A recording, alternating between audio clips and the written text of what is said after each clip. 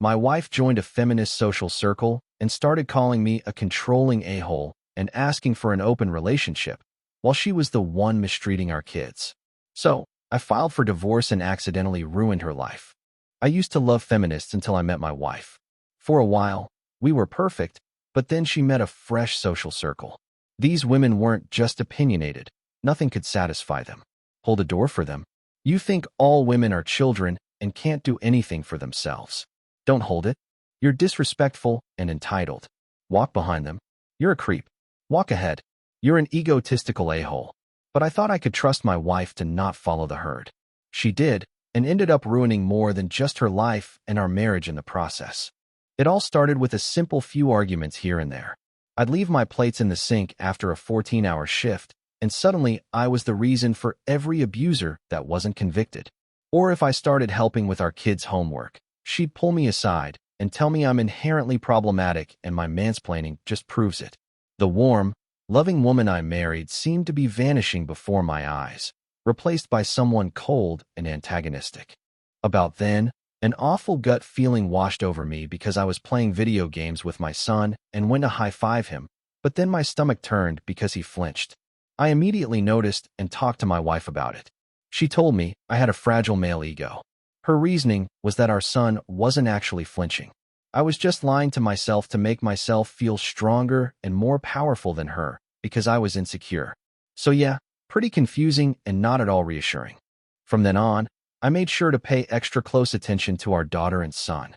Every day, I watched as they slowly became less and less like their energetic selves and more timid.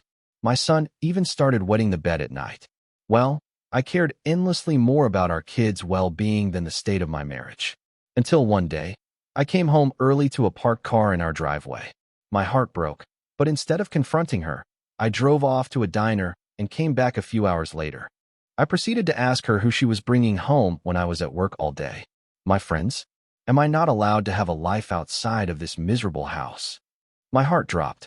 It suddenly became very clear that she didn't give an F about our family, and she was not the woman I thought she was. As our children turned from more timid to actively fearful, I decided to take away one of her fundamental human rights. That right was her right to privacy. When I checked her phone, most of the messages were deleted, and what remained was alarming.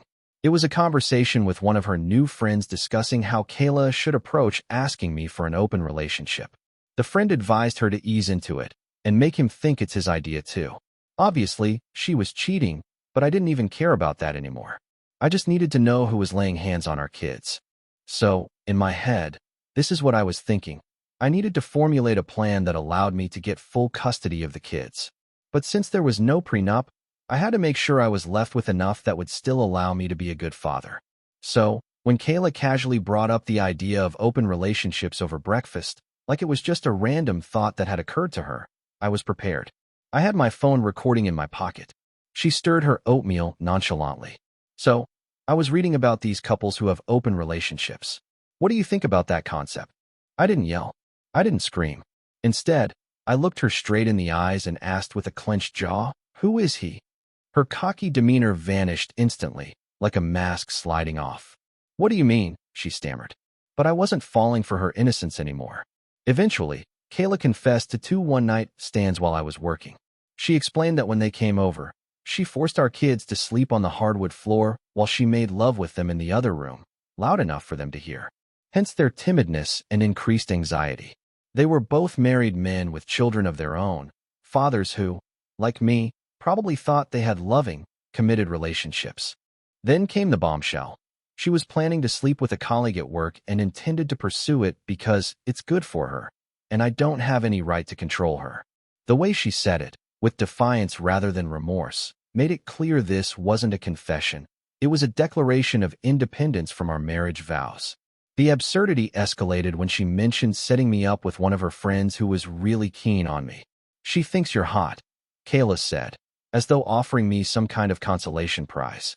I've seen this friend, perpetually angry, loud, and physically unpleasant.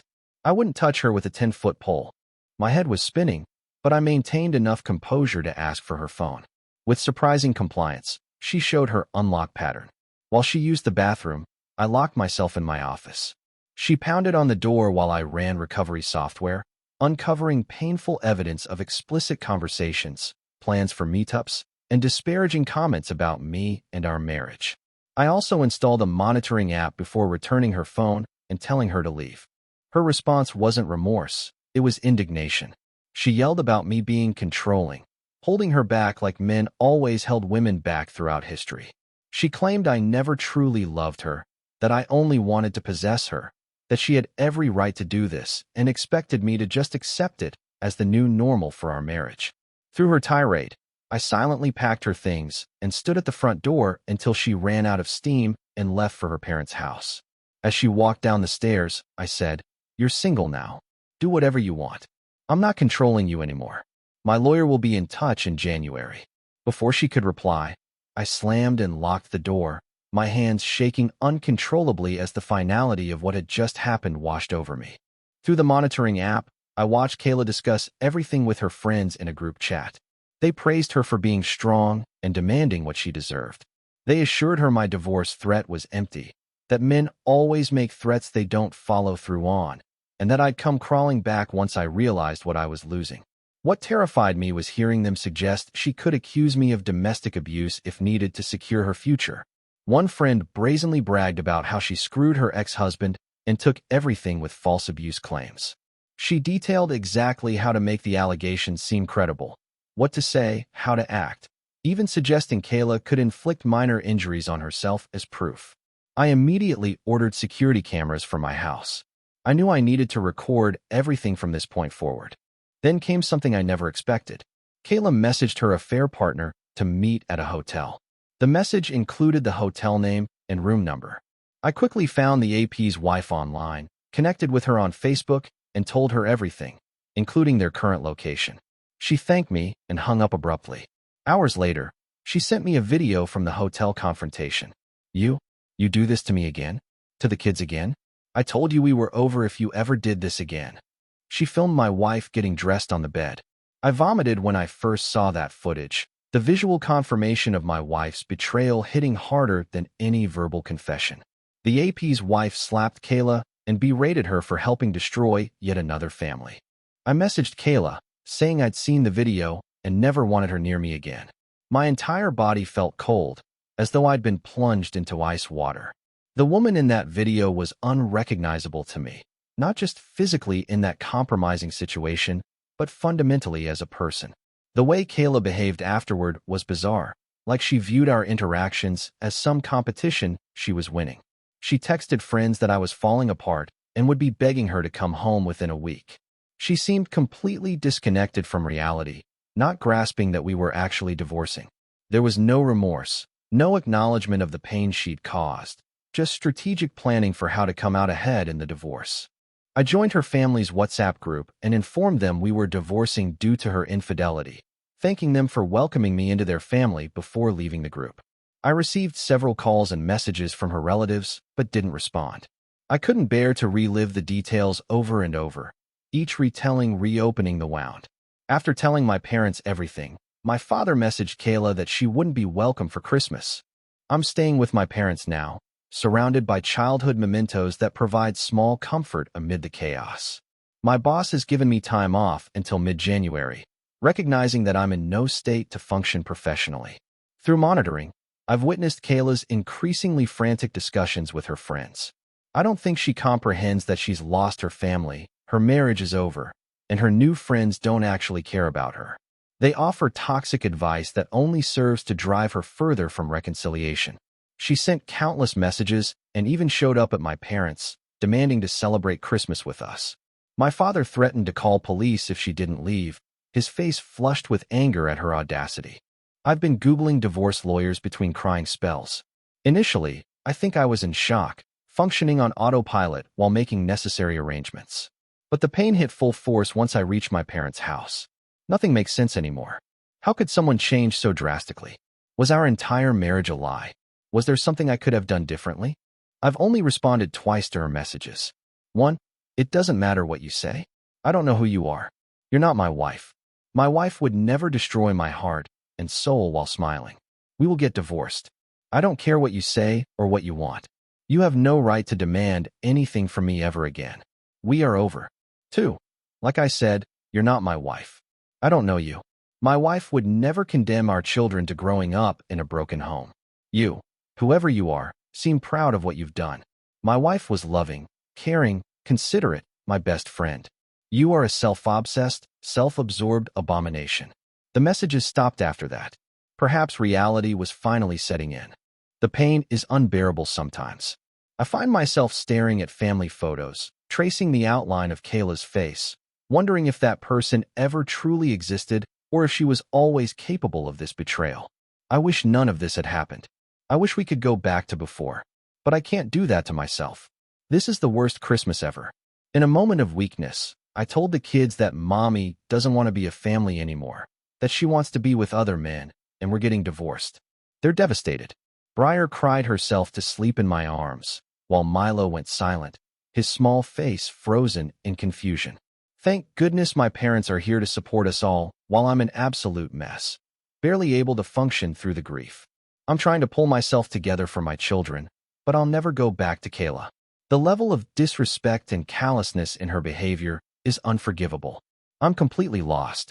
Why does she expect to demand anything from me at this point? Is she mentally ill? Has she always been this person beneath the surface? Or did something fundamentally change her? These questions haunt me as I lie awake at night, staring at the ceiling of my childhood bedroom. Sorry for the rambling post. I just needed to get this out somewhere people might understand. Update. So much has happened since my last post. I wish I could say I've been strong through this, but honestly, I've been a sobbing wreck.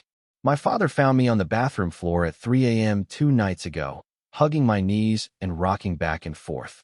I was obsessing over Kayla's chats with her friends until I saw something that broke me completely. She described in cruel detail how our marriage, and especially our children, were burdens preventing her from being a successful woman living up to her full potential.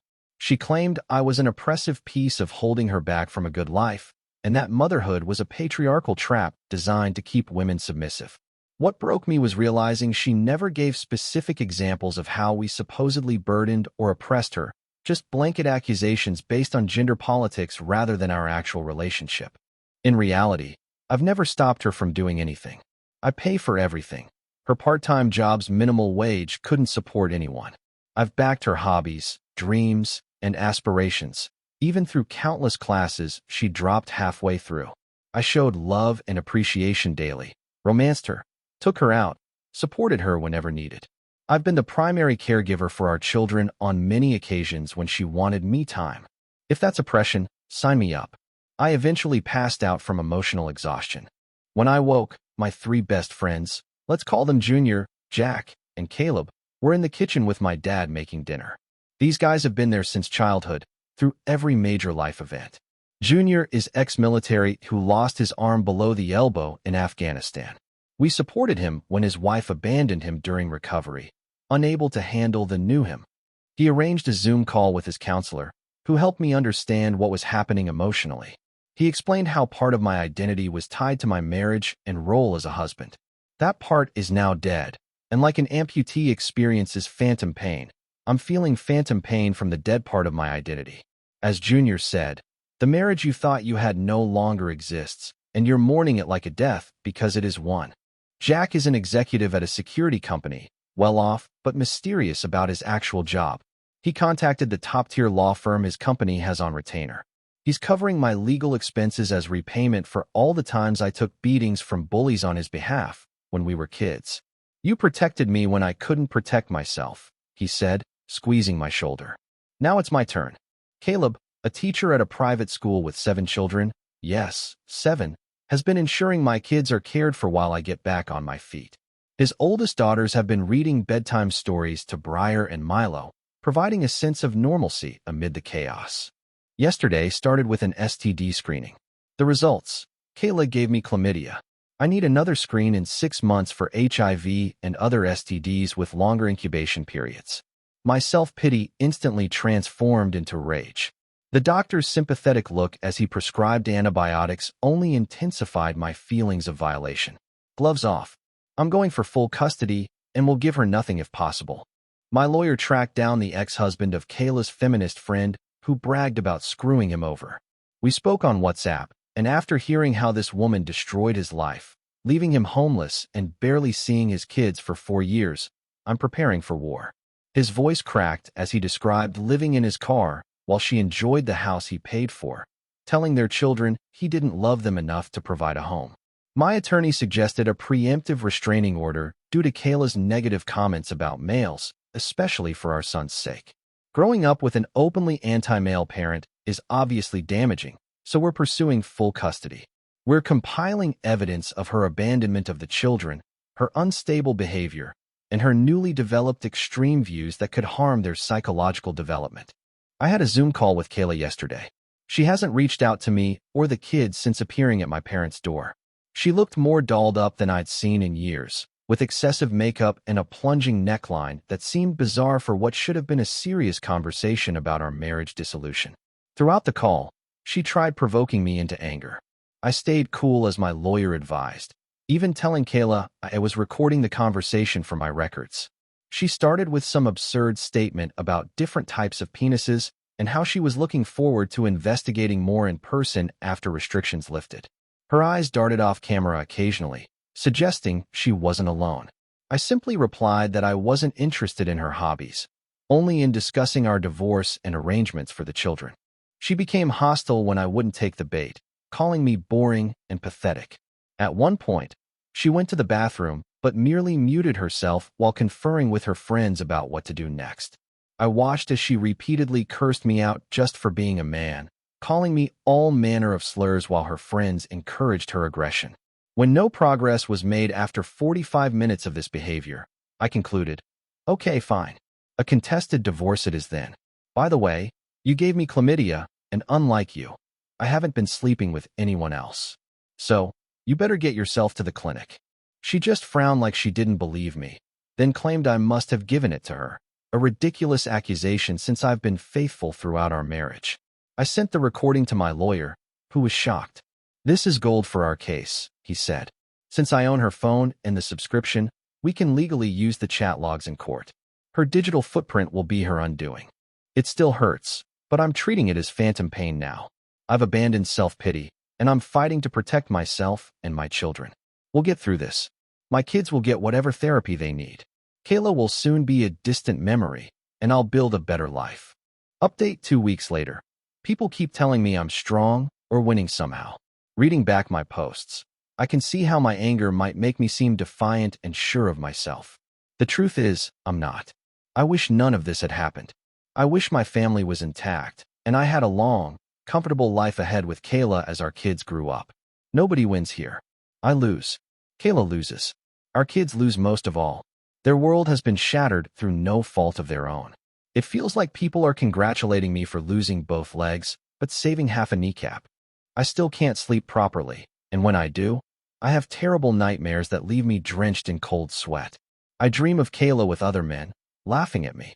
I dream of my children crying for their mother while I stand helpless.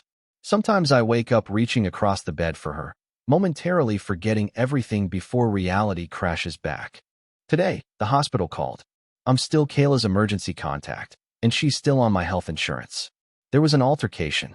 She lost teeth, broke her jaw, and needs observation for a few days. The nurse's clinical description couldn't mask the severity of the injuries. When I arrived with her parents, we learned some of her new friends had beaten her severely. Word got out that my lawyer had chat logs of the woman bragging about her ex-husband, the ones from Kayla's phone. They assumed Kayla had provided these logs, resulting in the beating and her being kicked out of their circle. The irony wasn't lost on me. The very people who had encouraged her betrayal had turned on her with shocking violence. Amazingly, she still doesn't realize I'm monitoring her phone. I'll continue paying for her insurance and phone until the divorce is finalized. I just won't believe it's over until I'm holding the papers. There's a part of me that still wants to protect her, despite everything. 11 years of love doesn't disappear overnight, even when betrayal shatters the relationship. Kayla has nothing now. She asked if she could move back home, her voice muffled through her wired jaw. I simply told her, no way in hell. Her mother won't give her a penny unless she gets clean and stays clean for at least a year. They offered to let her live with them under strict conditions. No phone, no visitors, mandatory counseling. For the first time, I saw a glimmer of regret when she said, "I'm sorry I ruined everything." But I don't think it's genuine. She barely looked me in the eyes, focusing instead on the hospital wall behind me. Despite everything, it hurts seeing her like this. I wanted to protect her, but she's an adult whose behavior is dangerous and erratic. I need to protect my kids. Strangely, she didn't ask about the hearing or her critically injured friend. She just sat there, seemingly irritated by our presence rather than grateful for the support. Her father's face was a mask of disappointment and confusion, the same expression I've worn for weeks now. I still don't understand what happened. She destroyed her family and caused immense pain for what? A buzz and random sex? I'm going completely no contact until she's been clean for a long time. I can't handle this craziness. Update 1 month later. Many people have messaged asking for updates. I was going to post yesterday, but lacked the energy. I'm depressed and exhausted, barely sleeping and plagued by nightmares when I do. Some days I can barely get out of bed, forcing myself to function only because my children need me. The good news, my kids are doing better. My dad has been incredible. We went skiing at his cabin this weekend, just him, me, and the kids. It was wonderful watching them learn, their faces flushed with excitement as they mastered the bunny slope. For brief moments, I could almost forget everything that's happened. I have no contact with Kayla now. I did speak with one of her friends, the one who was in critical condition. She woke up but is in terrible shape. Her nurse mentioned that no one had visited her. Her family refused to see her. The ward was eerily quiet, just beeping machines and the smell of antiseptic. Worried that whoever attacked Kayla might come after me and the kids, I asked to speak with this woman. She bizarrely opened our conversation by offering sexual services for $20. Her eyes were vacant, her skin pale and marked with bruises. I countered with $50 for information instead. What she revealed was devastating. All these feminist friends are hardcore drug addicts. One of them, the one who bragged about destroying her ex, brought Kayla into their group against the other's wishes and introduced her to drugs. They sell sexual favors for drug money, hiding behind feminist rhetoric to protect their imagined egos. Kayla bought into the ideology first, but quickly became addicted to meth. Eventually, she too began selling sex for drug money. Learning that the woman I loved more than anything had become a prostitute to fund her addiction destroyed me. It explains why she only wanted money from our divorce. Each revelation felt like another knife to my already wounded heart. No one visited this woman in the hospital because she'd stolen from, cheated, abused, and lied to everyone in her life. She told me without blinking how sad she was to have survived. She has no hope for the future. I cried listening to her story, not for her, but for what happened to Kayla, for the horrific decisions that led her down this path of self-destruction. I'm not excusing Kayla's choices. She decided to play with fire and lost everything. But understanding her addiction explains much of her bizarre behavior. The personality changes, the irrational anger, the complete disregard for those who loved her. Many Redditors with experience with addicts warned me Kayla might attempt suicide as her life collapsed. They were right. She tried to overdose deliberately. I discussed this possibility with her father, and we decided to monitor her closely. While at the cabin Saturday, I received what read like a suicide note. She confessed to her addiction and prostitution, said she'd let everyone down, and suggested she was taking the only option left. The words were rambling, disjointed, but the intent was clear. I immediately called her father and shared her location from the monitoring app. He found her unconscious on a park bench and rushed her to the hospital. She was hypothermic and barely alive. If he'd arrived even slightly later, I can't bear to think about it. Despite everything, I didn't want her to die. The mother of my children, the woman I once built a life with. I wanted her to heal, even if we could never be together again. They've put her on methadone, and her father has been appointed her legal guardian after proving she abandoned her children, which apparently demonstrates mental incompetence more clearly than a suicide attempt. She'll undergo sedated detox at a rehabilitation center this week. The doctors warned the road to recovery will be long and difficult, with no guarantees. Thankfully, I hadn't canceled her life insurance yet, so treatment is covered. I've offered to help with finances as long as Kayla isn't told I'm involved, not out of kindness necessarily, but because her recovery is vital for our children to eventually have some relationship with their mother. a healthier, sober version of her. I was terrified the men who attacked Kayla would come after me and the kids, thinking I had provided the incriminating chat logs. Jack's friend Brandon, who benefited from those logs in his divorce case, decided to fix this. Brandon is an intimidating mountain of a man who grew up on a farm, lifting hay bales and wrestling cattle. He is tall enough to duck through doorways, has a crew cut, and bears facial scars from a childhood accident. Despite this frightening appearance, he's actually patient and kind. He visited the attacker's apartment, grabbed them by their necks, and gave them two options: go to the police and confess to the assault, or face him and suffer painful, permanent injuries. They couldn't get to the police station fast enough. I found a new apartment and will be moving soon. Jack helped arrange it. It's smaller than our family home, but it has enough space for the kids and is in a good school district. I've been slowly decorating their rooms, trying to create a space that feels safe and welcoming. Despite everything, I'm profoundly sad. What keeps me going is my friends, family, and the need to stay strong for my kids. My heart breaks for Kayla. Despite everything, I don't regret marrying her. I still love who she was, but I know we can never reconcile. She isn't the person she used to be, and there's too much pain between us. We had a good life before this disaster. I wouldn't have my children without her, and I wouldn't trade them for anything. The pain will linger, but I hope I'm strong enough to endure it. Some days I doubt myself, but other days I see glimmers of a possible future, different than what I'd planned, but perhaps still worthwhile. Strangely, learning about Kayla's addiction has helped my kids cope. It's easier to explain that mommy is sick and it's going to take a long time for her to get well than to explain betrayal and abandonment. They've written her letters that I'm keeping safe until she's stable enough to read them. Their resilience amazes me. Children can adapt to so much if given the proper support and honest, age-appropriate explanations. I'm sad and exhausted, but Brandon is here with his kids now. We're watching Madagascar 3 tonight. I'm trying to make as many good memories as possible amid the darkness. Our children seem to be doing better. They laugh more freely now, and the nightmares have become less frequent. I think we'll be okay. Not today, not tomorrow, but eventually. Thank you everyone for your help and support. The kindness of strangers has been a lifeline during the darkest moments. Final update: Kayla passed away. She overdosed while in rehab. Nobody knows how she got the drugs. One doctor speculated she might have swallowed a hidden bag that burst during detox, releasing a fatal dose into her system all at once. I held our children as they sobbed, their small bodies shaking with grief I couldn't soothe. How do you explain to children that their mother is never coming back, that the illness took her forever? I have no answers, only tears that won't stop flowing. I won't be posting any more or answering comments. Thank you to everyone who provided helpful suggestions and support during this nightmare.